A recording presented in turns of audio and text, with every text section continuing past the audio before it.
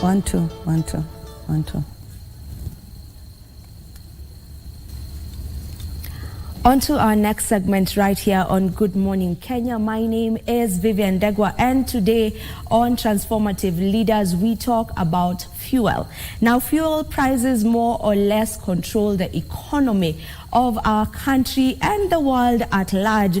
And as it is at the moment, the prices are at a constant high. Why exactly is this so? Why are the prices so high? And what exactly should be done or can be done to bring these prices down? Now, I am joined by Irene Kimathi, who is the Chairperson, United Energy and Petroleum Association, who is here to assist me in trying to understand this topic of discussion today. Irene, welcome to Good Morning Kenya. Thank you. How are you feeling this morning? I'm good, I'm good. You're doing okay? Yes. All right, if you can just get straight into you explaining to us what the United Energy and Petroleum Association is all about. It's an association that brings together the petroleum dealers, especially in the retail segment. And we are many. And then we are talking about the independent dealers. Those are the ones that we work with much. These are about over 50% of the retail dealers. And the reason we really want to talk is because right now we as the retailers are not doing well. So as we talk about the prices and the economy, the major thing is that I'm representing my people because they are not doing well. They are closing businesses because of some of the policies that are made by the government today. Yeah. All right. Let's just get into that now. The fuel prices are really high, and you're saying it is kind of affecting you as independent dealers in this particular sector. And we know that the prices are set by the Energy Petroleum Regulatory. So what exactly goes into them setting these prices? Okay, when they are setting the prices, they'll look at the cost of fuel. They'll put transport, which they call freight. Then they'll put the taxes and the levies. And then they'll put the margins. Our margins have been constantly at 4 shillings from 2019, when the prices were 90 shillings. Today, the prices are 190 something shillings. The margins are still 4 shillings, which is also not guaranteed, especially for the independent dealers. Because like now we have the subsidy, which they are calling the Fuel Stabilization Fund. It's actually subsidy. When we have the subsidy, the sellers will say, I cannot subsidize for my competitor. So they are selling to us at a price almost the pump price. We are making no money. So with a margin, even for the ones that are franchised, with a margin of 4 shillings, you have to inject more capital. Your employees, the cost of living is high, you need to increase their salaries. The rent is increasing. Our margins are still the same. We are not even breaking even. And you know, the fuel sector is one of the most sensitive sectors in our country. And we want to think that the government is not taking this sector seriously. Because when we make decisions, we should look at the whole supply chain. At the end of the day, our people are closing one by one. Right now, we are not receiving fuel on the ground because there is no one selling. They are limiting what they are selling. Definitely, even if you are the seller, the oil marketing company, we will call the wholesaler. You will not love it when every time you're selling, you have to wait for the government to pay you at a time that is you don't know. Your money is held by people. You wait for it. It's best you keep that money or take that money somewhere else. The last subsidy, which was last year in the last government, this government paid in a bond that will mature, that will mature in 3 years. Right now, the government is owing the OMCs 45 billion. They are not willing again to receive another bond. And they are not willing to sell. But they cannot speak, because if they speak and say they will not sell, then the government will threaten them that they will withdraw their licenses. Now we are saying, it's good we sit at the table and say, business does not work like this. Last time we are saying, every time we put subsidy, we disrupt the way business works. And now we have it. But then again, this subsidy is to, try cushion Yes. the common people or the public, try to have the prices not go too high. We also want them to cushion, because right now, our customers, the customers we used to service are almost a half. The sales I was making last year are not the sales I'm making today, because my customers are not able to buy. That also is eating on my profit. We want the government to cushion. But should we be the ones, even the last subsidy, we as the retailers are the ones that suffered most, because we are the ones, in fact, we are the ones who subsidized. All our profits went with the government. Now, if the government has to subsidize, they have levies, they have taxes that they have put in the component of costing. Why don't they remove some of these levies and taxes and leave the business to run the way it needs to run? Right now, they are saying we are taking back the fuel development levy, something like that, 5 shillings and 40 cents. That's what we are returning back to the people. But instead of you taking this money from us and then waiting to return it to us later, and this is a fast business. Fuel business is not credit, it's usually cash. Why don't you just write in your costings, we have removed this levy and let the business flow? So that's what we are complaining about. And our complaining is not only for us. If we continue like this, what will happen is like what we saw last year. Last year you saw people queuing because there were few stations able to sell, and the OMCs were selling outside the country. Today they can't sell outside the country because the government has said you cannot sell outside the country, you have to sell here. They can't sell here because they are not making any profits. So we make our country a very investors don't like investing in such a volatile environment where you're not sure if your money will come back. And what will happen? People will start closing down. And what will happen next? There will be shortage of the fuel. When there comes a shortage, prices, people will go rogue. They will not follow the EPRA pricing model. They will just shoot, and the prices will go up. Now, before we go to this other cycle that is coming on 15th, we would request EPRA to really sit down and look at what they are going to do, because diesel will most likely shoot at with about 20 shillings. And definitely the government is not in the mood of wanting to let it shoot. Me too, because it is going to cause the inflation to go higher. But now if you are going to subsidize that 20 shillings, you still squeeze us as the retailers and the marketers. How do you expect us to survive?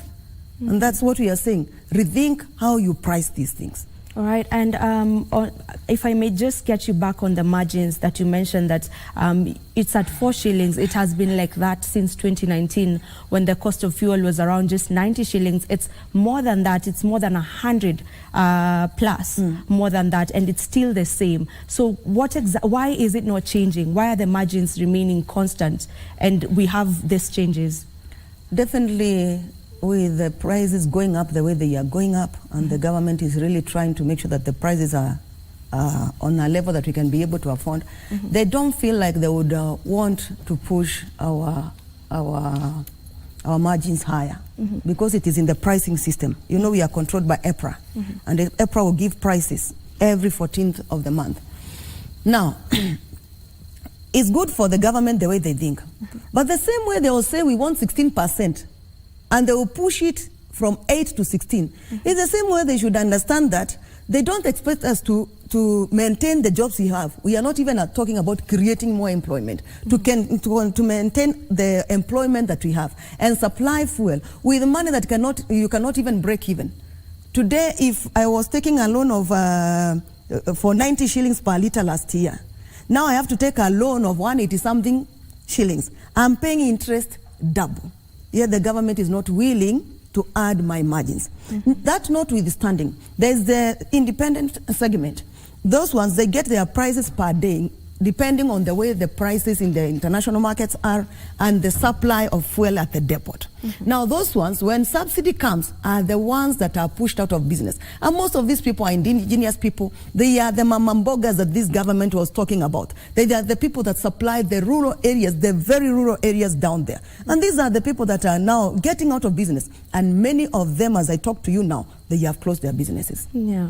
If you could just take me through the supply chain from when we get the fuel from importing it to it getting to our pumps at the petrol station. How is that chain? If you could just get me through that chain. Okay, I said again, our fuel is controlled by EPRA. Yeah. And we have something that we call open tender system. Before we had this G2G system that has been operating for the last few months. And with the open tender system, the marketers come and bid. The one that gives the best price is given the tender. They import the fuel. When it comes to Mombasa, it is distributed to different depots in the country. We have Mombasa, Nairobi, Kisumu, Nakuru, Eldoret. And these depots are common user facilities. They don't belong to anyone.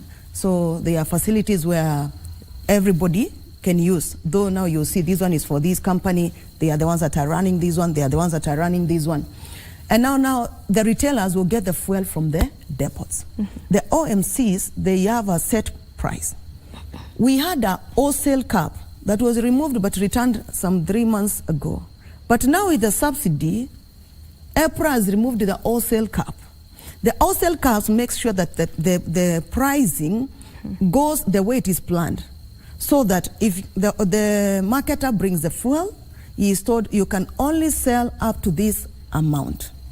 This is the level you can sell to. And then from there, the retailer will have to sell at this level. Now the irony is, I'll have to cut you short for a moment. We'll take a commercial break and then we'll be back. You'll continue with that. Thank you.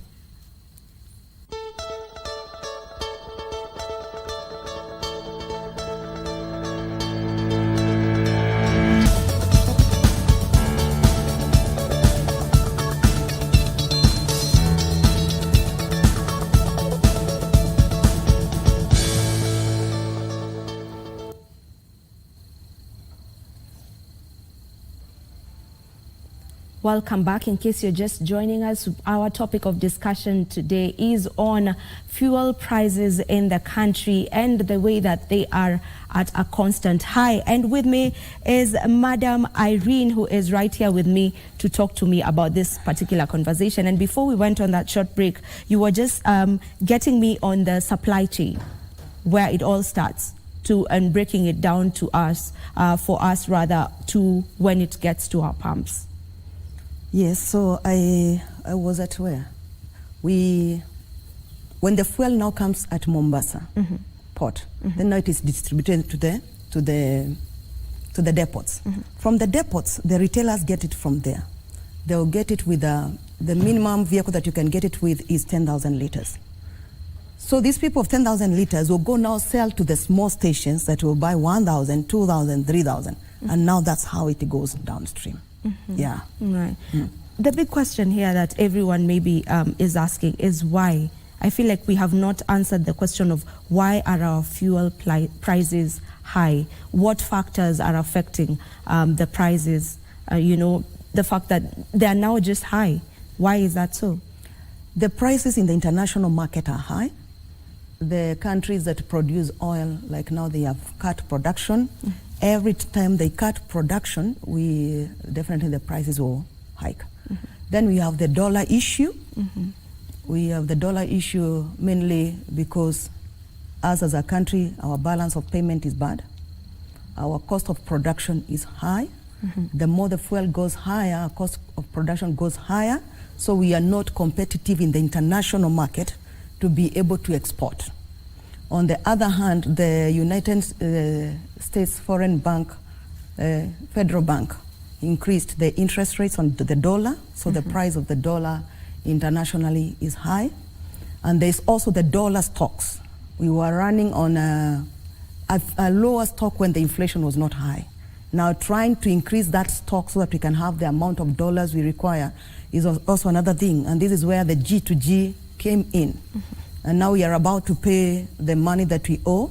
We are praying that we will not see again the dollar shortage. The G2G was done, but also we had some few issues on it, though we have enjoyed a steady supply of fuel, but the cost still, it has come with a cost to the consumer. That's why our prices are high. And then don't forget the taxes and the levies. Kenya is one of the countries that have really taxed fuel very highly because it's a high turnover sector. So for them to get quick money, it is gotten through fuel. So we are really taxed a lot. That's why our fuel is high. And it is bound to go higher. Unless we sit down and rethink what we are doing on this sector, the prices will go higher. All right. I remember sometime in June, the MPs had convened in Mombasa where they were just trying to find solutions for the high prices of fuel at the moment. And they cited, one of the things that they cited was over dependency on the dollar, which you have just mentioned, as one of the issues that is making our prices to be as high as they are.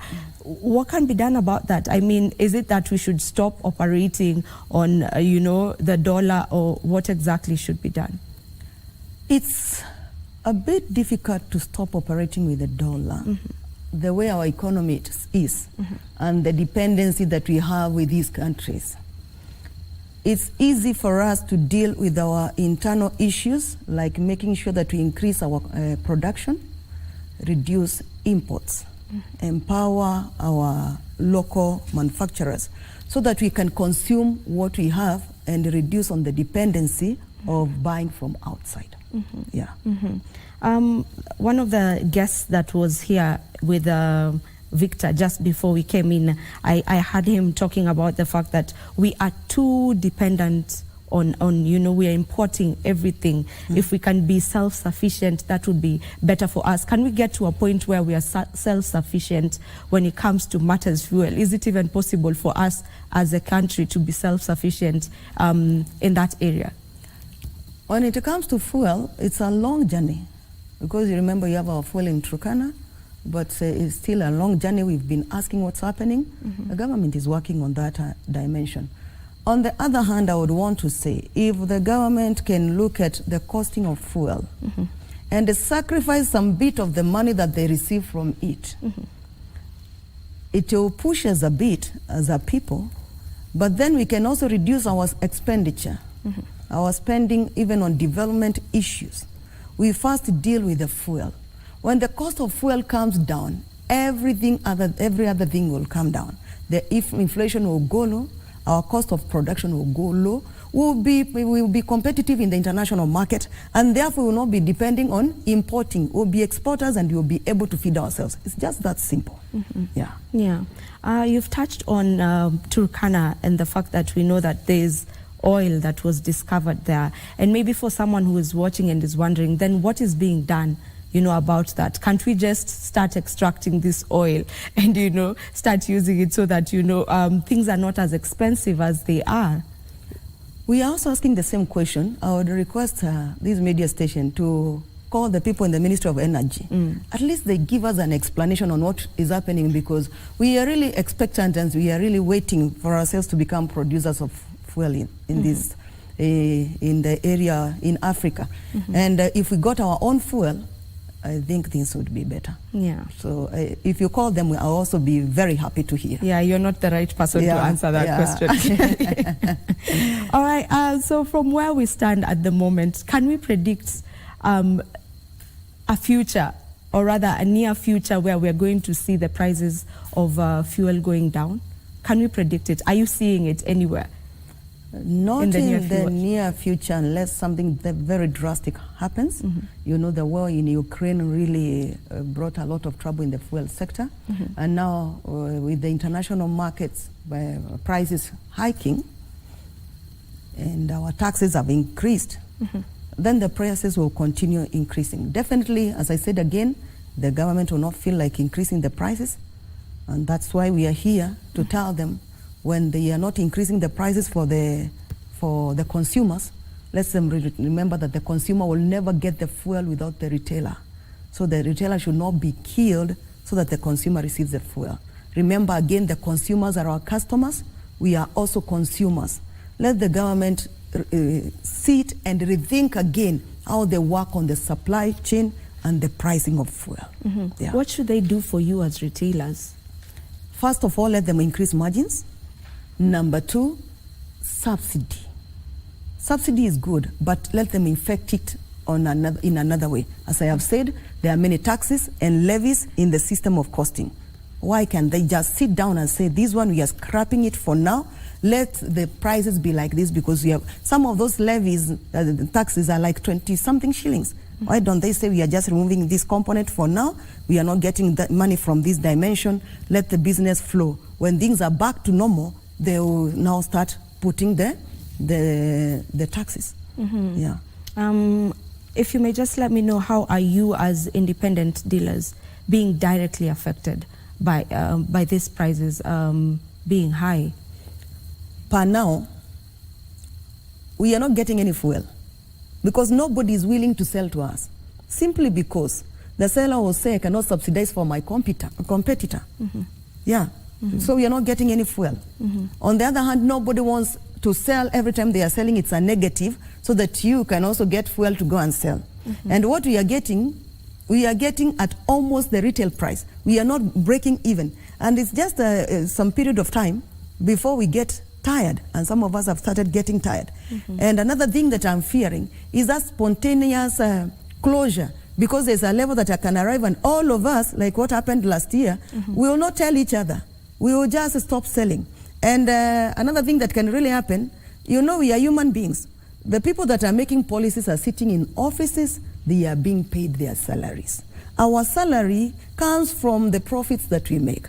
Definitely, if we will keep being pushed, we were pushed last year, we get pushed now, we call ourselves together and say, now let's not sell, and then see. And remember again, we said we are over 50%. If we refuse to sell, everybody in this country will feel. And we don't want to arrive to that, because we love our economy. We don't want to stagnate our economy. Let the government now sit and listen to us and come up with the policies that favor business environment. Yeah. So who are some of the stakeholders that should come in order to ensure that all this is being done, all this that you are saying, for it to happen? Who and who should come in place? We have the Ministry of Energy, we have EPRA, and we have KRA. Those are the three arms that should sit down and look at what to be done. Also the legislators, the MPs that are in Parliament that are representing us, let them take this as a matter of national concern. Yeah. Okay.